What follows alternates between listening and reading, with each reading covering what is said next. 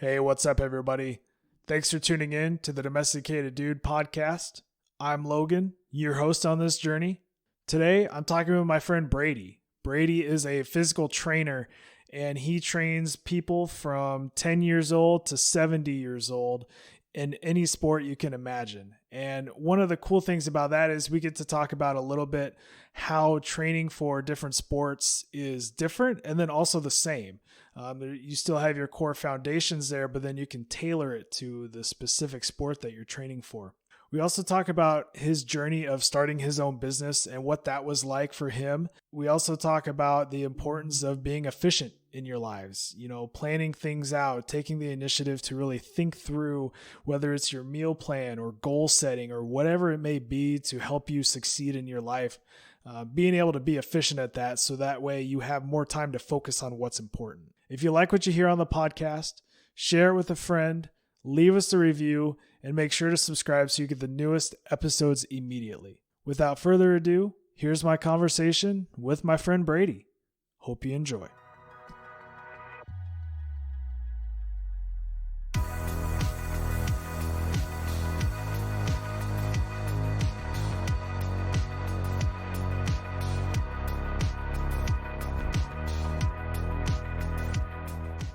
Hey Brady, man, it's good to see you. How you doing? Good to see you, Logan. Doing real well. How are you today? I'm doing good, man. I got my glass of whiskey over here. I'm set. Set. Yep. I have my apple bubbly, and here we go, ready to rock. Hey, I can respect that. Apple bubbly would be really good in my whiskey right now. It took me about 4 years to enjoy a water like this, but I tried it until I did. So, because I'm only a coffee water guy, I don't really drink any soda or anything like that, and I needed something else, and it took me a long time, but now we're kind of hooked. Nice. Yeah, it takes a while to find like your preference of sparkling waters because they're all so different. So I become quite the sparkling water aficionado.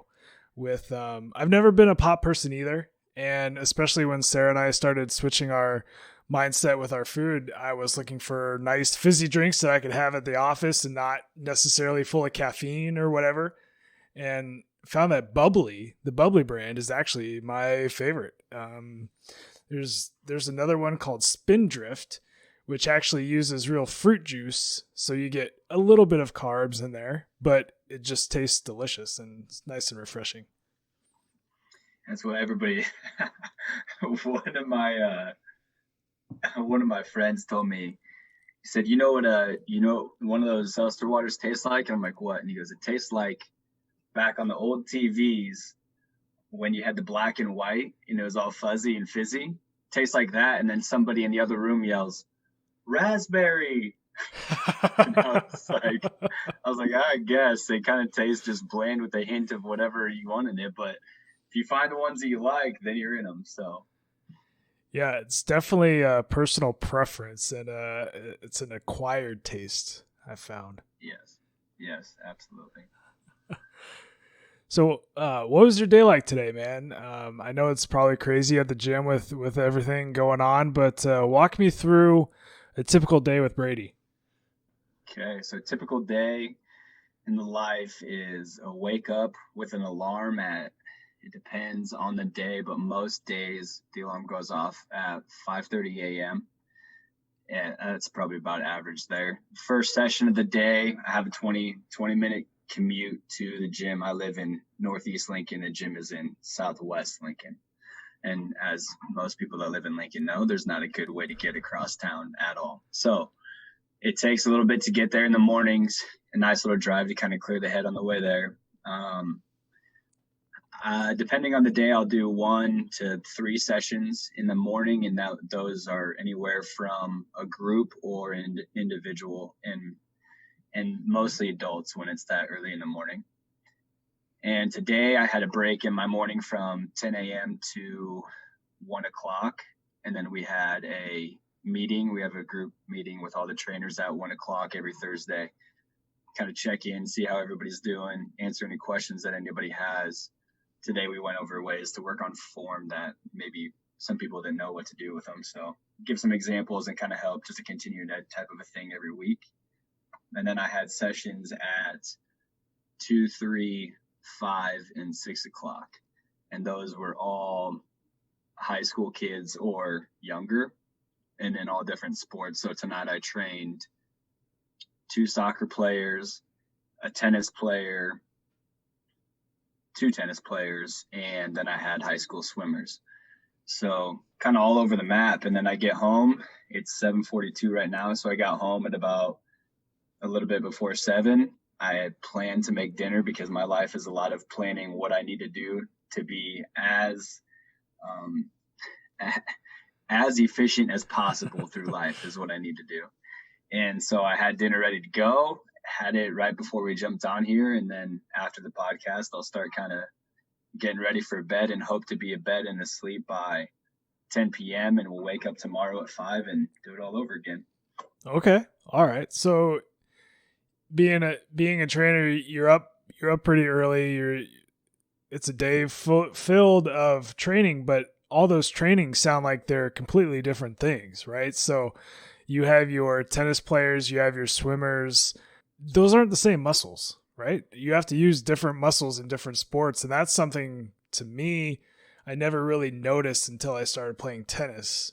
Because I would always play baseball, softball, and now you throw tennis in there.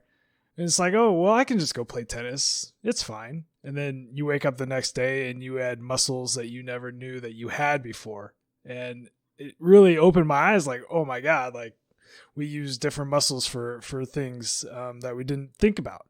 So what's it like for you as a trainer on the other side of that, making sure that you're tailoring those workouts for your clients to making sure that you're hitting those right spots? So I think to maybe make it as easy as possible, you can break almost every session. It doesn't matter who it is, or this is kind of the way that I think about it. It doesn't matter who it is. It could be my youngest client at 11, it could be my oldest client at 73, and then all the athletes and age ranges in between. We want to do some sort of an upper body push. It's like a push up, an upper body pull. So a lat pull down, a hinge or a squat, and a lunge movement. Any of those interchangeable, and then some sort of a carry, like a farmer carry. So outside of those basics, which high school athletes and middle school athletes, they all need to hit their basics. Their body is going through growth spurts from the time they hit, 13, 14 years old. They're starting to grow. So how do we connect their mind to their body? How do they move properly? So you need those basics. Those are your foundation. And then off of that foundation, you look at sport specific movements. So tennis players need to be able to move laterally very well. That's what they do across the baseline, and then hit with some sort of rotational power. So we work on swinging our hips through, that sort of a thing. Swimmers are, believe it or not, they're an explosive athlete. They're going to come off the blocks hard. And then the swimmers that I have, they don't really swim distance, so they are in sprints. So we need to make sure that they're able to get off the wall, push hard off the wall. They need to get out of the blocks fast, and then be able to explode through something quick. A race, I'm not even sure how fast a race is, but they're not that long when they're a sprint. So you don't need to have an endurance that can last you 5-6 minutes in the pool. You need something that can last you 1 minute, and that's what you're working on. So the training can be very, very similar, but then you have those little intricate details in it that you're working on power. So a broad jump will help those swimmers get off the block. A med ball throw into the wall as hard as you can will work those tennis players through rotation. And then the cool thing is, with all the adults that I train as well, I can take some of those things and use them. I'm not going to have them be jumping around all the time, but we can use all those tools the same way that we use for the kids, because as an adult, you need to train as an athlete as well. So I believe that when I train, my foundation is similar for everyone, but then it's always tailored to the population that I'm training. That makes a lot of sense. And I can speak to that and back you up on that, because we trained together for a little while too. And when I think of a personal trainer, I think of somebody who's going to come in and help me lift heavy weights and be this bulked out guy.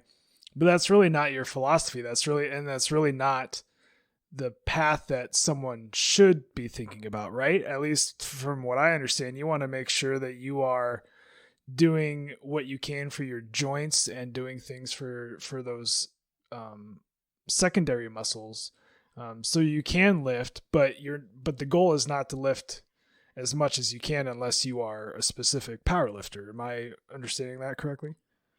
Right. Yeah. And especially when you get to be, we're not old, Logan, but when we get to be past 21, most everybody out there, unless you go to play professional sports, their athletic career is over at 21. So how do you look at your training in a way that is going to benefit you the most throughout the rest of your life? I think it's awesome that people will go out and do wild things like run 100-mile races and go to CrossFit competitions and all of that stuff. But most of the people that I am seeing are people that in my adult population, they're people that have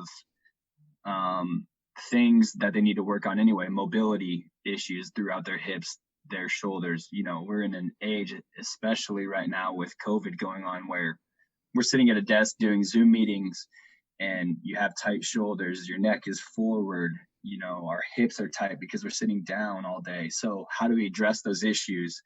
If we address those issues and provide some mobility, then now to how do we provide some stability in those areas as well? So our shoulder blades and working on that in our hips and making sure that those are stable. And then we can add all the weight on top of that. So that's why our warm-ups were the way that they are. They're tailored to grooving certain patterns, to moving through ranges of motion, and then we can add weights. And like I stated before, just kind of have a foundation. And then, you know, once you get into that stuff, then you set your own goals to whatever you really want to accomplish. And kind of what I tell people, adults, when I first get them into the room and we have a consultation, is my thought process when we go into a training session to begin with is that I want you to be able to move to the best of your ability at 80 years old.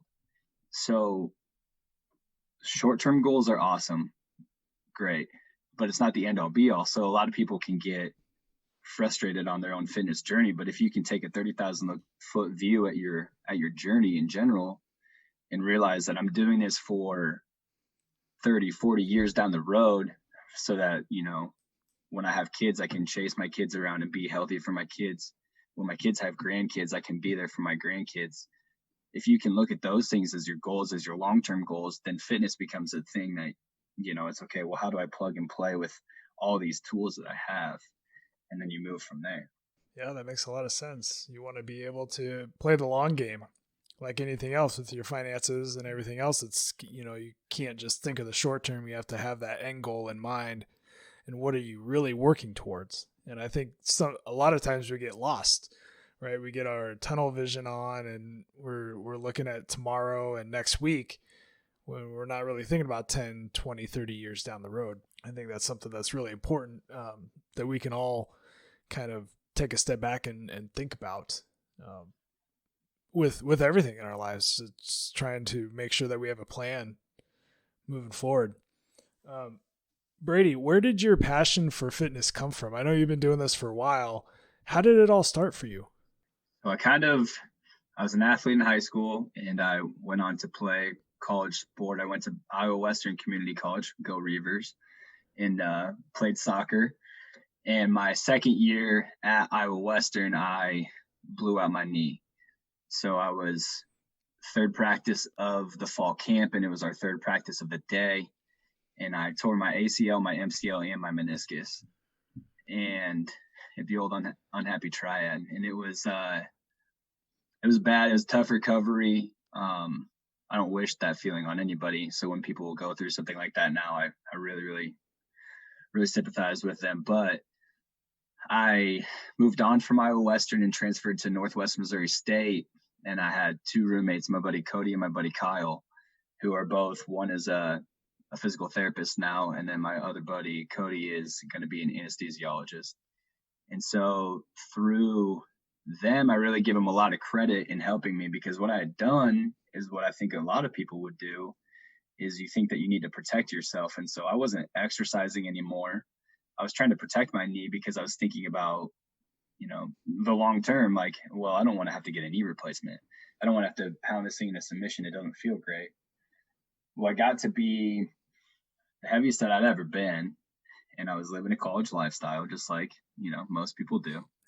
Caught a picture of myself. I was standing sideways, and I caught a picture of myself, and I was like, boy, I got to do something.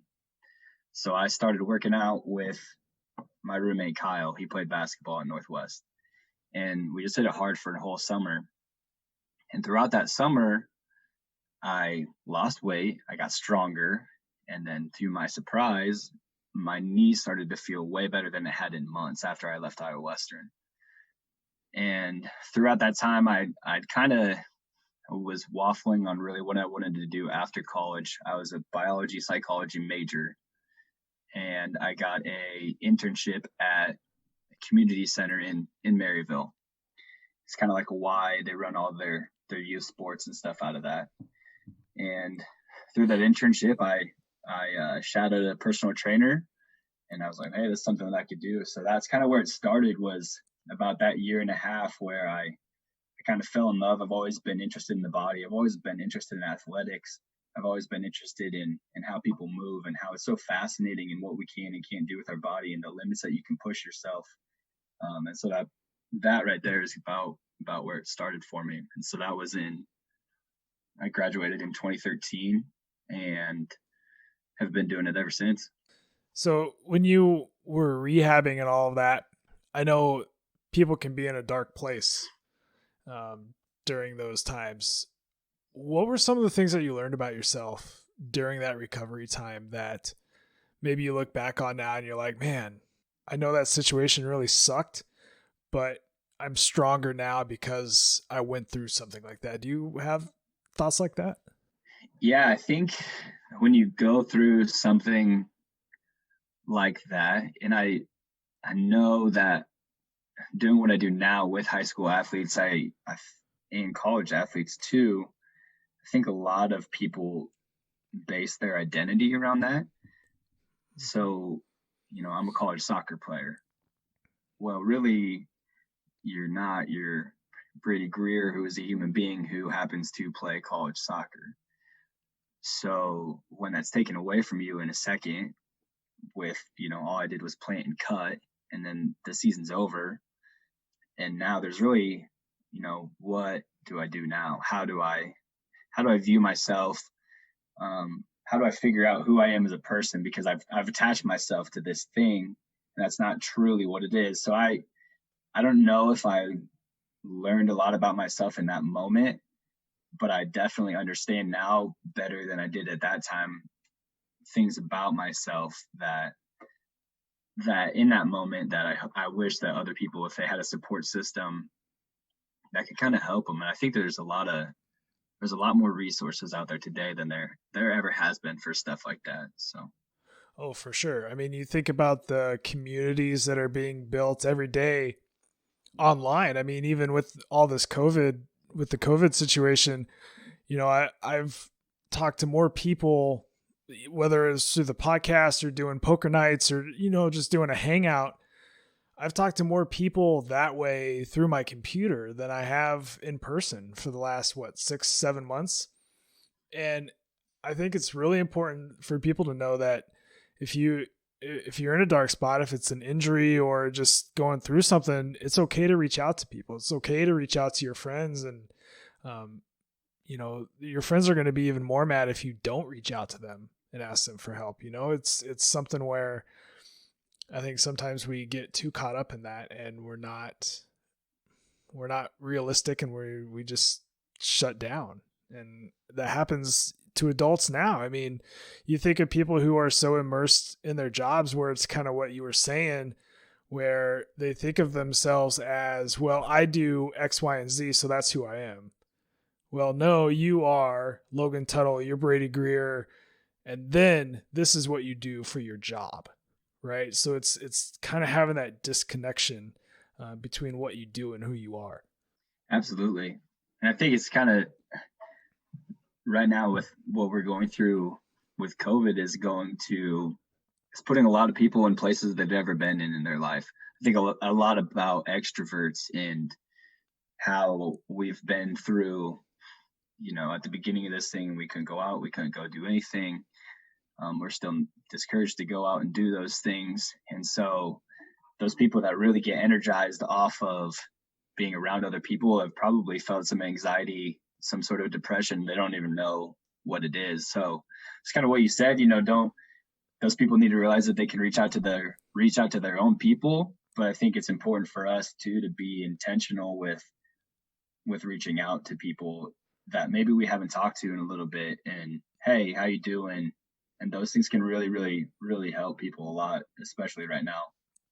Yeah, for sure. Just a text, hey man, thinking about you. Hope you're doing okay. Just to let them know, hey, you're on my mind, thinking about you. Yeah, I think that's important. You graduated from Northwestern, Northwest Missouri State, and then it wasn't too long after that you started your own gym, right? It was a couple years in the making, and you kind of went out and did your own thing for a little while. Yep. So I moved to Lincoln in 2014, and I worked at a couple different gyms in town, and then I kind of took a break. I went into staffing. I was working at a staffing agency in town, and we were placing people for jobs all the way across town. So it was kind of the same thing. I think a lot of people experience this, but when you need something to fall into place for you, you feel like you're in kind of, I always call like a limbo of life. Mm-hmm. And when you need something to fall into place, it usually falls into place for you. I was in that spot, and it had been about a month, and my good buddy Tyler, shout out to Tyler Kennedy, he always sat next to me, and we used to just talk back and forth, and really, really inspiring guy, like works really, really, really hard. Lucky to have a couple of those people in my life that I can look up to that just work hard at everything that they do. And opportunity came along from a chiropractor here in town. They were starting a new space, and they're going to put a gym inside of this. And it was about 700 square feet, so it was just a studio, but they wanted me to be a personal trainer inside of their gym.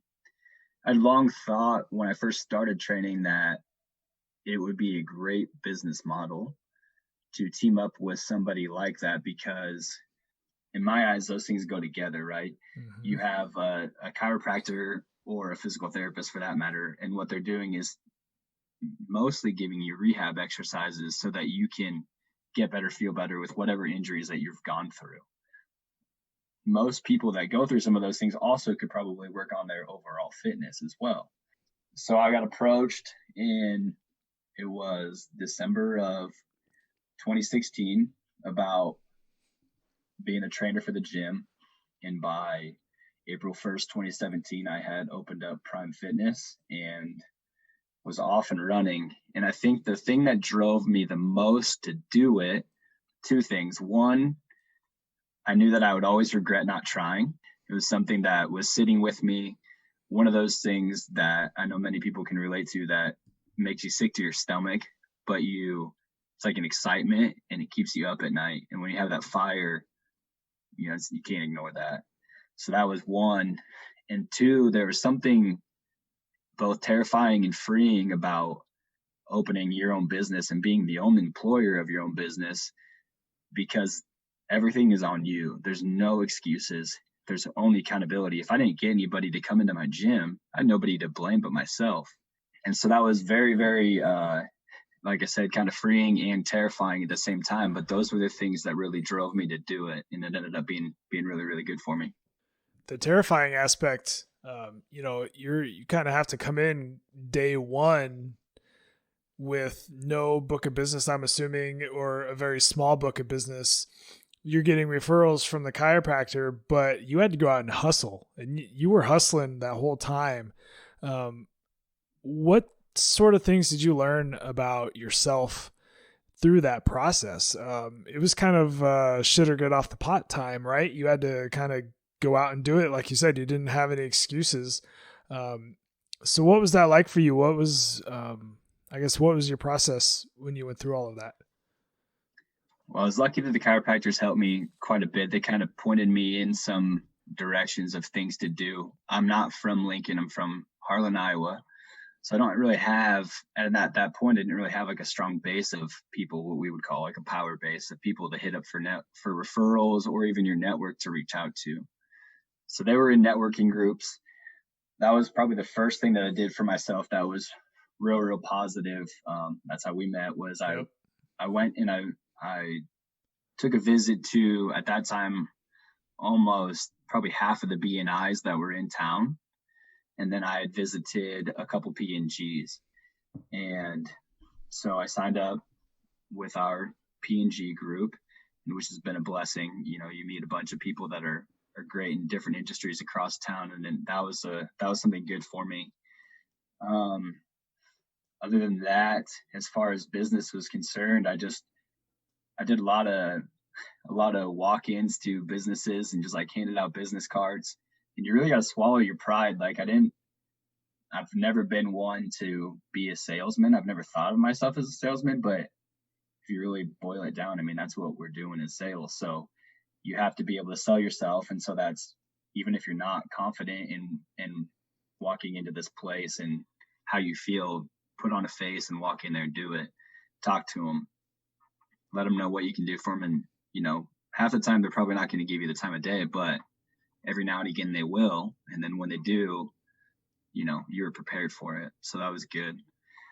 I really focused in on how I wanted to train. Being in the chiropractic office was awesome. I have a way different outlook on fitness than I did prior to that.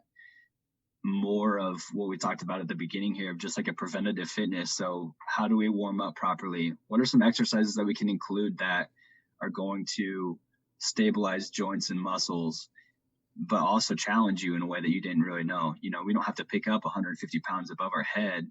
We can do some scap exercises and really strengthen those areas first. And then we can pick up half that weight and be very, very effective with it. So those were some blessings that, you know, that came my way by doing it myself. And they're also very challenging at the same time. But those were probably the things that I started with that kind of hit hard for about a year. And then right at about 8 months, I kind of started to see that work pay off. That's awesome, man. I bet that's just an incredible feeling to know that you were the one who built this up, right? You did all the work, you laid the foundation, you hustled, you went into businesses, you did all of that. And then it started to peak and you know, you're starting to see the fruits of your labor finally pay off. But at the same time, I could feel like it was probably really taxing on you, right? Because that's all that you did 24/7, right? That you had to hustle, no days off. You were the only employee. So a lot of that burden was on you too. So how were you able to kind of balance that out as you got going? I think I probably lost my balance to be honest, by the time, spoiler alert, by the time I left doing my own thing, I had definitely lost it, had burnt myself out. You know, I kind of look back at those days right now and I don't know how you just do it because you have to do it. But I was waking up at 4 a.m. My first class of the day was at 5.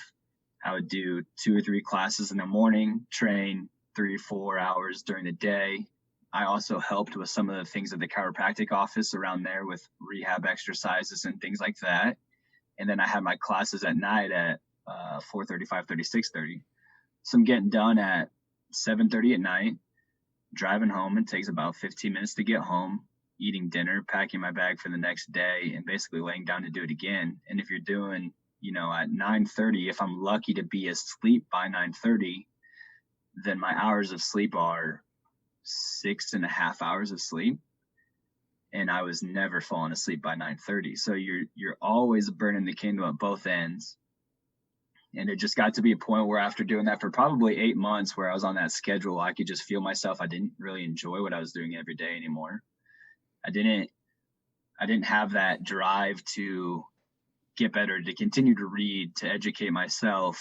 And I mean, it definitely showed. I've had clients that I've kept around for a long time that have like, yeah, you were just not, you know, you didn't look like you're having a good time. And that's half of, you know, people pay you to come and do exercise, but they also come to have a relationship with you too. And if you're not having a good time, then they're probably not having a good time either. So it definitely was taxing. And I mean, there's a balance to be found in there. I think I put a lot on my own shoulders, and most people do that. But yeah, there's got to be able to find some way to keep yourself healthy and to find things that you like to do too, and to continue doing those things.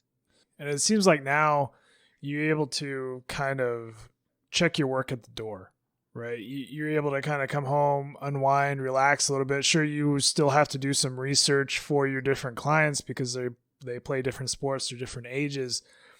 So have you found now that you're with this gym, are you more energized because you're able to kind of sprint during the day? And then, once that sprint is over, then it's Brady time and you're getting back to being yourself. Is there that balance? Absolutely. And I think a couple things happened when I made the move. So I'm at Kratos Performance and Fitness now. And a couple different things. I backed myself into the sports performance world. I think I kind of look at my training career as the game Trivial Pursuit. Mm-hmm. Yep. So they have the pie pieces that you go in the circle, right? And so I've done boot camps, I've done adult classes, I've done senior classes, I've done rehab work, and then the last pie piece was sports performance. I never really worked with youth athletes. And so the opportunity came to join over at Kratos, and it was right about that same time, same kind of deal. I was feeling like I either needed to make a move or take a step back because I didn't like my health at the time. I wasn't having fun anymore. And they kind of approached me into coming over and joining them. And so I took it and ran with it. And so a couple things, it's been great. It's been over a year now. I joined in August of 19. So a couple things that happened that I've noticed for sure is I'm getting more sleep. And if I'll preach this forever, is your sleep is one of the most underrated, most important things that we can do for ourselves. If you're not getting 7 to 9 hours of sleep at night, you're way underdoing it. And I know that people think that they can go and be healthy without that, but that's how you recover mentally, physically. That changes so much about your hormones and your mood that you need to be getting that sleep. So now that's a priority. I have a balance where I don't feel like I need to be up doing stuff all the time. Even though I get up early, it's like, okay, well, tonight I need to be in bed 9:30, be asleep. I'm not going to probably get a full 8 hours, but I'll get 7. And that's, on the weekends when I can get more, I take advantage of that and get more. The other thing that have happened have been a great supporting cast. I didn't know that I missed it, but I definitely missed being able to bounce ideas off of people. Hey, what do you think about this? Why are you doing this? What do you do when you have a client who can't get into a proper deadlift form? How do you help them? What are some ways that I'm running out of ideas? How can you help? Those things are great. And then, being around people that enjoy their job, because realistically, we're big kids. We're running around a gym, having fun. We're throwing balls, we're sprinting with them. We're doing things like that too. So when you're around a bunch of people who love what they do, it's infectious, and you get up in the morning and you're excited to go into work. And if you have something that is like that you can treat as fun and not a job, it makes every single day a lot easier. Yeah, it's that collaboration and that partnership that really does help a lot of things. I always feel like I do my best work when it's part of a team. And when it's just me solo, it's not as fulfilling. But when you have a team and people around you who are supportive of you and who want the best for you, you can't replace that feeling. And so I'm sure it's a lot different than when you were by yourself doing your own thing. It's like, hey, yeah, this is great. I'm doing a good job, but I don't have anybody to share this success with. So that's a really good lesson there that you picked out. Yeah. It feels good. I mean, I love being there. I love the people that I work with. I love how broad of age ranges I have, from 11 to my oldest being 73, and everything in between. So my day is, never the same. No training session is the same, and you get a lot of variance, and it's been a very, very positive change for me. Yeah, it seems like it. Seems like you're happier, and that stress is just off your chest. Yes, absolutely. So, Brady, you mentioned earlier that you try to be as efficient as possible in your life. Is that a product of having to, when you were building your business, going to bed at 9 o'clock, waking up at 4 o'clock in the morning? You had to kind of plan every piece of your day outside of work. Are you still doing that now? Are you still able to take some of those lessons and apply it now, even if you have some extra time after work? Absolutely. I think probably thank my mom for a little bit of my OCD can't stop moving. She's a great woman, but that woman does not know how to sit down and relax, man. She hopefully she listens to this. And Mom, sit down and relax every now and again. But yeah, I think that I carried a lot of that stuff with me. A lot of the things that I learned were time management. If I have 2 hours free in the middle of my day, what can I be doing in those 2 hours that are going to be the most beneficial? Do I need to write programs so I don't have to write them when I get home? Do I need to run some errands, go to the grocery store? Sometimes it's nice to have that open gap. Like I just went to the DMV last week in the middle of the day. 2 weeks ago, I went and voted before the lines got so long on the election commission and those sort of things, to be able to do some of those things in the day. So just being strategic with what I want to get done and then how do I want to do it. And then it does overflow when I get off of work. There's things that I need to do to make sure that I can be ready for the next day. So planning that out, making sure I don't wake up and have to scramble or what I feel is scrambling. Just kind of always being ahead and being, proactive instead of reactive is the way that I look at it. And then of course, when it comes to the weekend and I have more downtime, then do house projects and try and work on stuff around the house, try and find some time to, this summer hit the golf course and find some things that you like and enjoy and still be able to do that stuff without being stressed and thinking about, I should be doing this instead. But really you need to have that balance. So, and I learned that.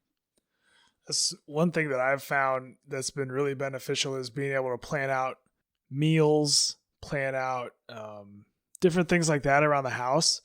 Because I feel like if you leave it up to me, and I didn't used to be much of a planner.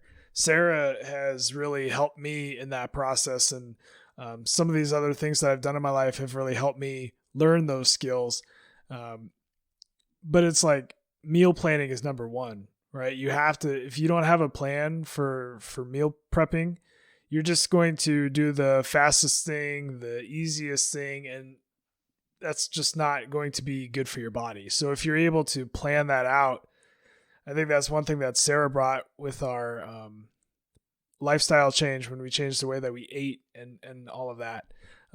Being purposeful about planning that out, that's really helped us. And I think that's something that, especially now when we have a little bit more downtime, we're able to kind of think through that. Okay, well, what are we going to have this week? What are we going to have next week?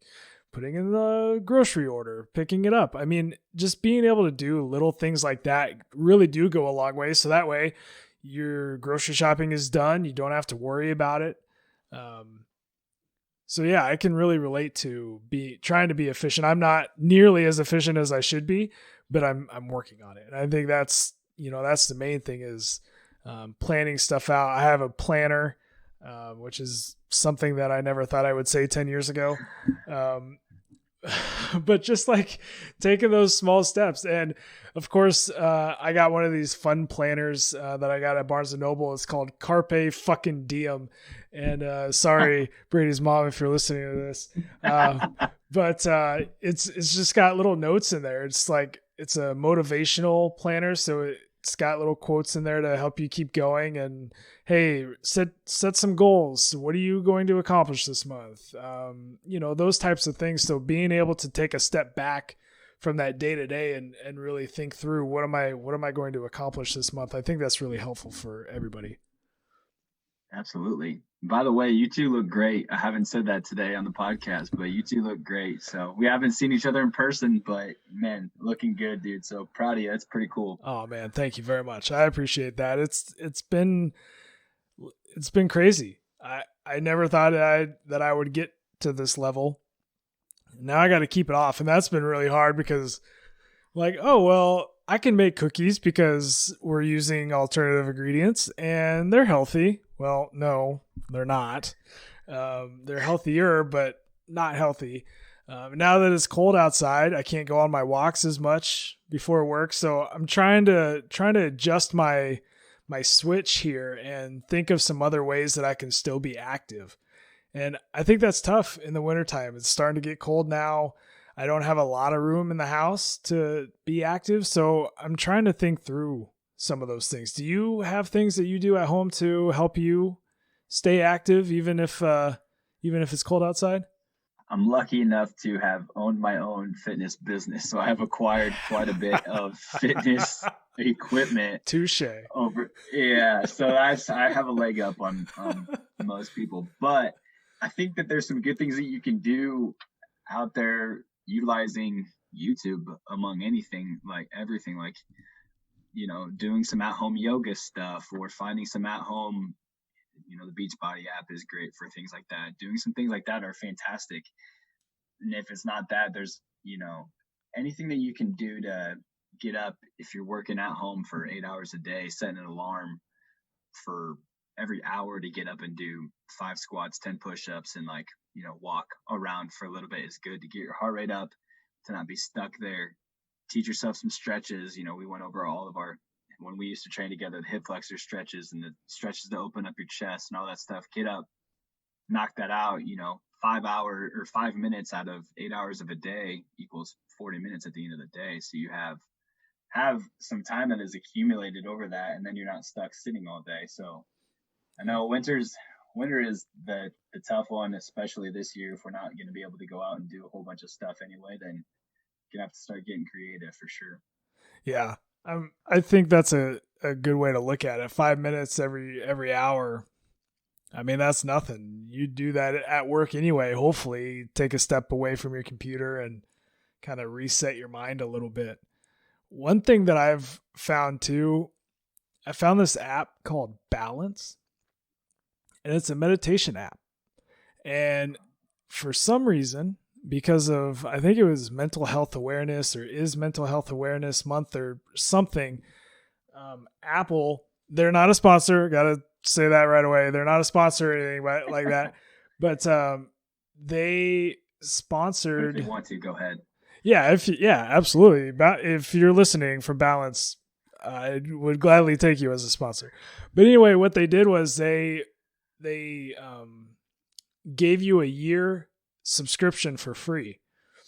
And so it's this meditation app. They have all these different types of meditations you can do. They have one for the morning, the afternoon. Sarah and I did one at night the other night to try to help us fall asleep. It was a 10-minute meditation and we were out in 2 minutes. It was unbelievable. We woke up the next day. We're like, wow, we feel amazing. I know it's kind of weird to say that out loud, to do meditation, but I really do think it helps, especially with all the stress and everything going on, no matter what situation you're in. If you can close your eyes for 5 minutes, 3 minutes, and just focus on your breathing, you're going to wake up and you're going to be ready to kick some ass. So that's my little plug for meditation. And I will second that. A little on the anxiety depression note, I'm not too proud to say that I've seen a counselor and have for about 2 years. And it's just, it's great to have somebody that isn't in your life per se. They're, your friends, your parents, they're always going to be in your corner. So they're going to give you great advice, and your best friends are going to give you the best advice that you need to hear. But to be able to say that to somebody that has really no ties in your life and to get some feedback is great. And right now, these times are wild. Nobody's ever had to deal with this in our lifetime. So the anxiety and the depression is real. So if people want to get help or think that they might need to talk to somebody, go do it. I recommend it highly. But the person that I went to see had taught me how to meditate as well. And so through his mindfulness meditation practice, that was how our counseling sessions would go. So we would talk for a while and then we would meditate.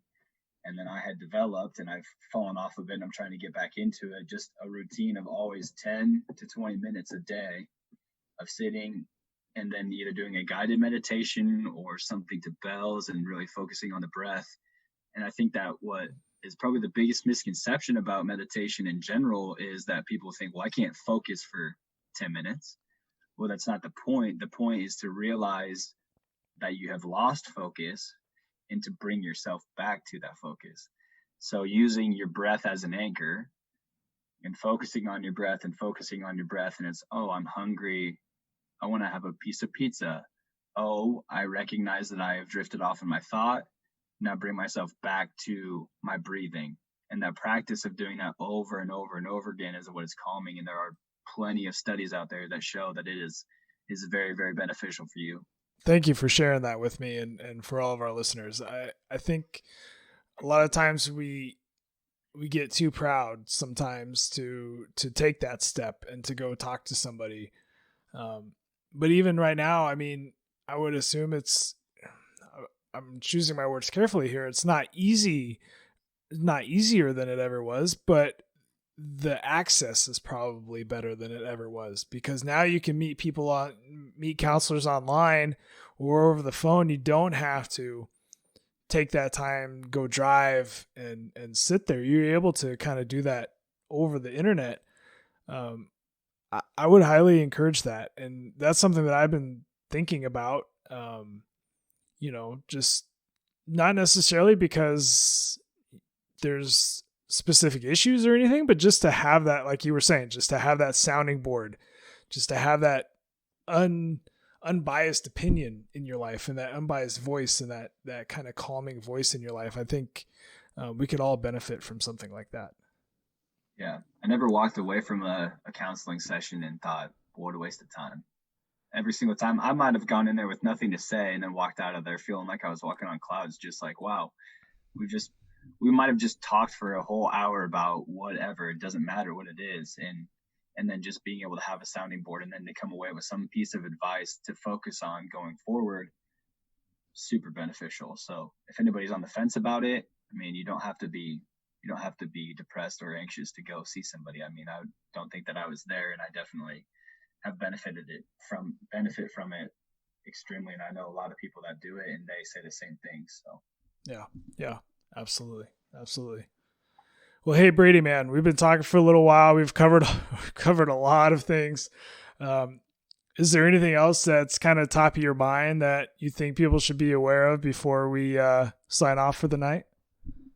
I got one thing for sure. I might come up with two, just because if those who don't know me, Logan, I don't know if you talk about Toastmasters ever, but the only way and reason why I'd be sitting down to do this podcast is because you got me involved with Toastmasters and made me confident enough to speak in front of people. And even knowing that I'm not speaking in front of anybody, I'm speaking to you, but I know that people are going to listen, can make a guy nervous. So my question to you is, what have you learned in your process of starting your Domesticated Dude podcast?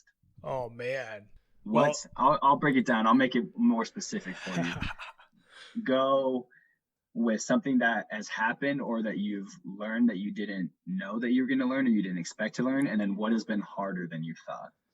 I've really enjoyed our group and really feel like we talk about having places to be a soundboard and to be kind of a safe space, if you will. And Toastmasters is that for me, where I'm able to, that's one of the reasons why I felt confident enough to do this thing, is because of being in Toastmasters for 5 years or so. Shout out to Steve Bowles. I don't know if you're listening, but he's the one who got me involved in all of that at the very beginning. So I'm glad that that's kind of carrying on. And anyway, yes. So doing this podcast, I am a huge perfectionist and I hate the sound of my own voice, right? I'm a newspaper journalist by trade, and every time I would record an interview, I would hear my voice and I'm just like, oh no, it's like nails on a chalkboard. But at a certain point, you just have to get over it, right? You have to say, well, I don't like the sound of my own voice, but that's not why we're here, right? We're here to share your story.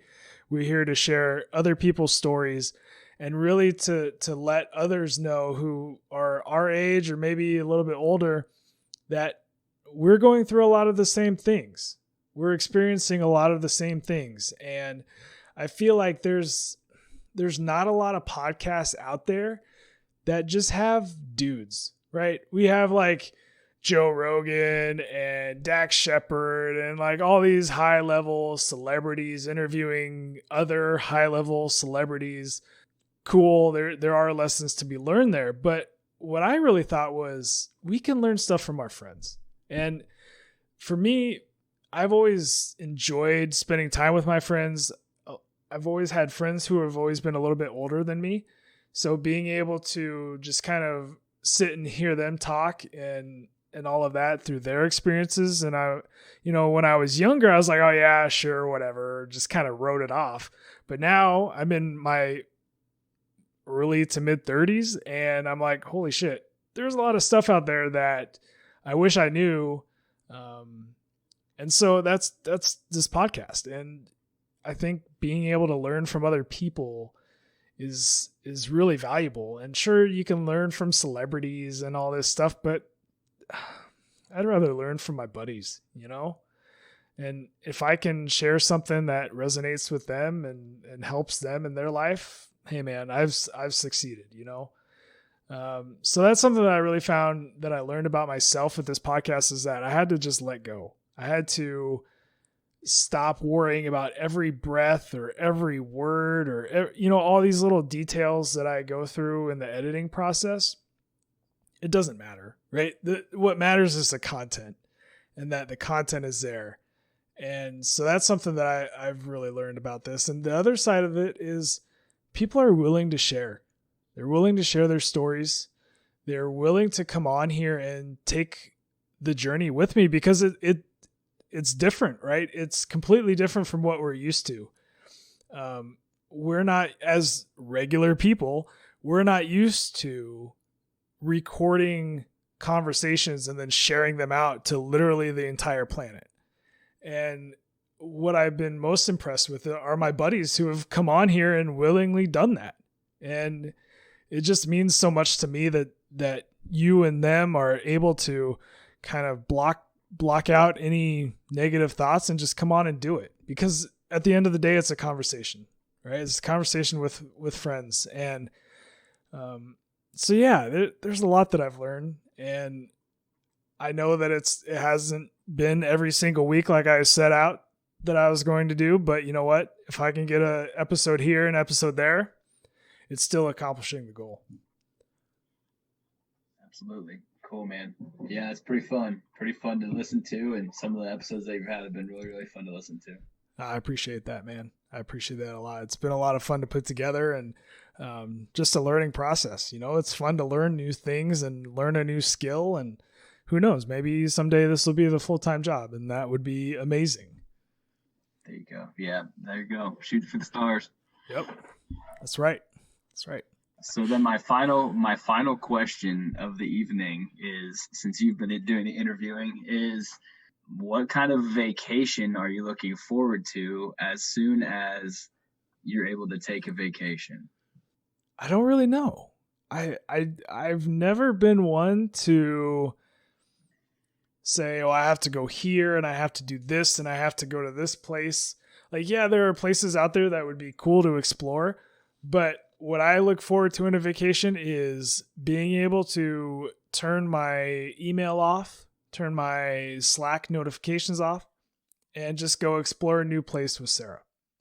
And I don't care where it is. We've already done a little bit of traveling. Probably 4 weeks ago, we went to Kansas City, stayed in an Airbnb, and it was really nice because we got to get out of town for a little while. We got to see a new spot. We went to this really cool coffee shop that was in a greenhouse, and we bought a bunch of plants. We bought like $100 worth of plants. Like, leave it to us millennials to go on vacation and buy some plants and bring them home. But no, it's just stuff like that I really enjoy. It's seeing new places. So I guess my answer would be wherever we can go safely and just explore and hang out. That's that's what I want to do. How about you? Let's flip the table. Where would you want to go?